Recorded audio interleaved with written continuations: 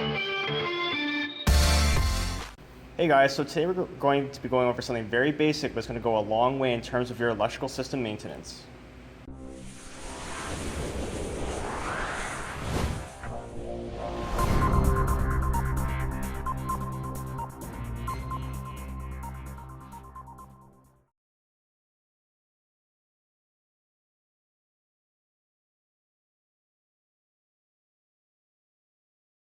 Now today's example is an anti-corrosive gel. It's pretty much the same as dielectric grease. We're not going to be talking about conductive grease at all. We're just talking about this type. Conductive grease typically has little metal particles in them. This type of gel that I'm talking about does not. Now, keep in mind also, dielectric grease is technically, yes, it is an insulator, but it does help electrical connections maintain the same performance. And we're regarding this in an automotive application. Now, you really want to read your owner's manual before you start slathering this stuff on any electrical device. I don't recommend that. So read your owner's manual. This is strictly an automotive application, typically on plugs on the outside of the vehicle that are subjected to wear elements like moisture and dirt and things like that. Now, for most parts in your car, they're easy to maintain because there's some sort of lubricant to maintain the part, like your engine oil, for example. When it comes to wiring, however, you can't really maintain it. All you can do is just protect the wire that's already there. Now, if you ever were to see wiring, you can see here's a good example. This was under the hood of a car for an amp. It was never soldered at the end, so there's nothing, this wire was completely exposed to the elements with nothing on it. You see here, this part was under the fuse as well, so you have a better idea what the wire looked like. You see it's starting to turn blackish. Here you can really see it's really discolored. That's normal, that's just corrosion that's happening to the wire. But there are ways to either slow down the corrosion or eliminate it altogether by using some sort of product like this. All the dielectric grease does is separate the wire from the elements like moisture or dirt. You can see typically it's just a clear type of grease, and sometimes it might have like a golden brownish look to it, and all you really have to do is just put a little bit down and just massage it in and work it into the wiring. It is a bit messy, but to protect your wires, that's typically all you have to do. Now remember when you saw me put on the ring on the end that was basically where the wire was exposed to elements, that's where I focused the dielectric grease to insulate the wire. Now if you're going to do it on the connector side, like say a plug in a vehicle, I wouldn't put it in here because it is an insulator, so there might be cases where you actually make it worse, but then it's never going to corrode. But usually on the inside of these plugs, the wires are actually pretty well sealed. Typically that's how the connectors are designed under the hood. But what might be exposed is the back portion. So by putting some dielectric grease on the back portion where you're not making the contact to the other end of the car, this is where I put the dielectric grease because that's what's going to be exposed on some connectors to the elements. It's going to start corroding. So remember, just on parts that are exposed to elements, you want to focus the dielectric grease. You don't want to be stuffing on connection to connection if you can help it, because technically it isn't good for it. Now, how about for your ignition system? It is a widely used application for dielectric grease to be used on spark plug wires and spark plugs.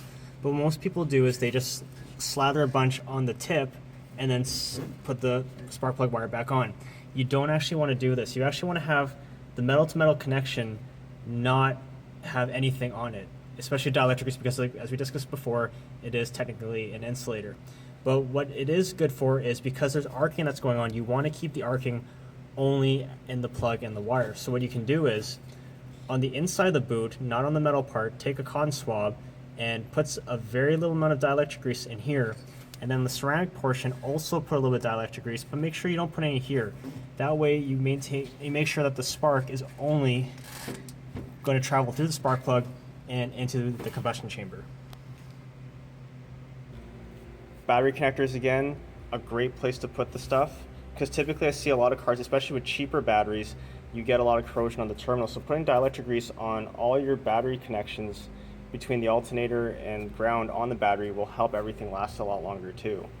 And then you'd also want to go on the connectors on the alternator as well, where the main power hooks up.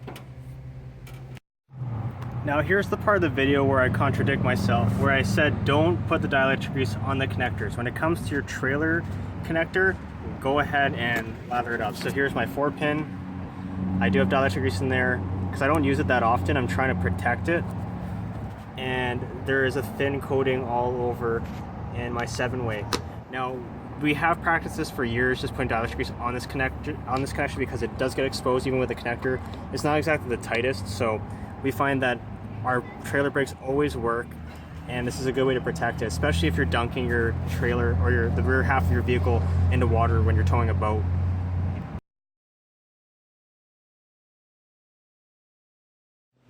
So before I get all the trolling comments and everything, I'm going to put this all at rest to show you what dielectric grease can and cannot do. So we know that cardboard does not conduct. I'm going to touch on my power supply here. I have it connected, so we're now going to read this is at DC voltage at the 20 setting. So touching metal, I have 12.77 volts. To cardboard, I have no reading. Okay, I have 0.01 of a reading on this cardboard. It is conducting a little bit. Now, we know water conducts.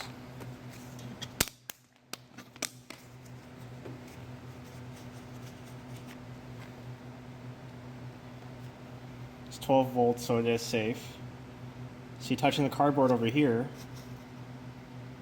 no tricks, it's just cardboard.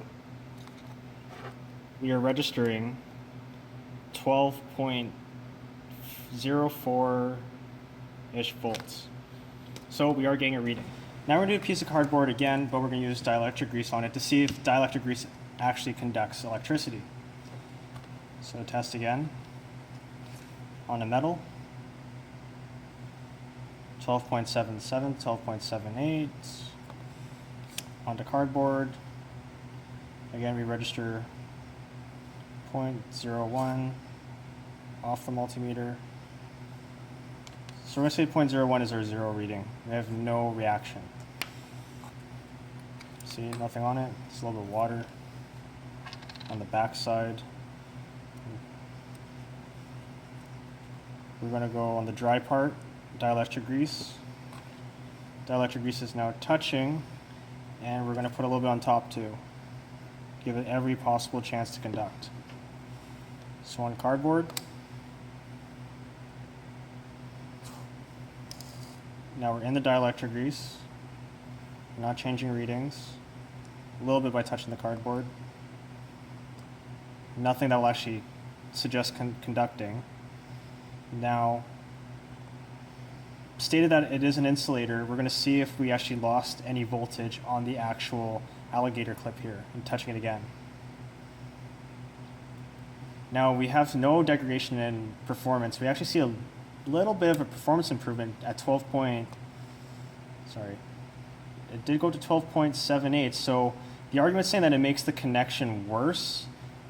Based on this, we can say no. So it would be okay to put it inside a connector if you think you had to, but we're showing here the actual grease by itself does not conduct. But going on contact to contact like an actual electrical connection, it's actually pretty good for it, it looks like.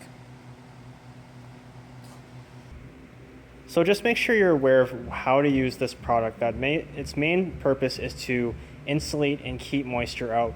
That's why people put it on certain parts of the certain parts of a distributor on a vehicle to make sure parts don't stick. They're put on spark plug boots to make sure that the boot doesn't fuse to the ceramic portion on the spark plug. That's its main purpose. So hopefully you guys learned something today.